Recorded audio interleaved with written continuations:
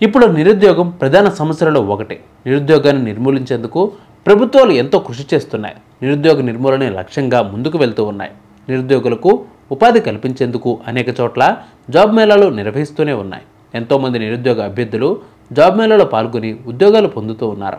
Job మేళాతో పాటు నిరుద్యోగ అభ్యర్థులకు ఉచిత ఉపాధి శిక్షణను అందిస్తూ ఉన్నాయి. జనగామ జిల్లాలోని నిరుద్యోగ యువతీ యువకులకు ప్రభుత్వం శుభవార్తను అందించింది.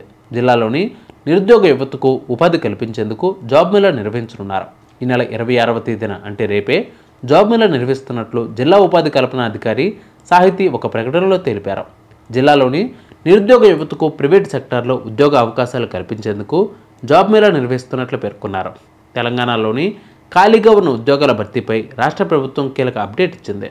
తమ ప్రభుత్వం అధికారం చేపట్టిన తర్వాత ఇప్పటికే 56,000 ఉద్యోగాలు ఇచ్చామని చెప్పిన ఉప ముఖ్యమంత్రి భట్టి విక్రమార్క తాజాగా మరిన్ని ఉద్యోగాలకు నోటిఫికేషన్లు ఇవ్వనున్నట్లు స్పష్టం చేశారు. ఈ సందర్భంగా రాష్ట్రంలో మరో 30,000 ఉద్యోగాలను త్వరలో భర్తీ చేయనున్నట్లు భట్టి స్పష్టం చేశారు. నిరుపేద విద్యార్థులకు ప్రపంచ స్థాయి విద్యను అందించేందుకు యంగ్ ఇండియా ఇంటిగ్రేటెడ్ రెసిడెన్షియల్ స్కూల్స్ను కూడా ప్రారంభిస్తున్నట్లు డిప్యూటీ సీఎం భట్టి తేల్చి చెప్పారు. ప్రతి పాఠశాలను 25 ఎకరాల్లో 200 కోట్ల పెట్టుబడితో నిర్మిస్తున్నామని వివరించారు. మొదటి సంవత్సరం 58 పాఠశాలలు నిర్మించేందుకు 11,600 కోట్లు కేటాయించిన విషయాన్ని గుర్తు చేశారు.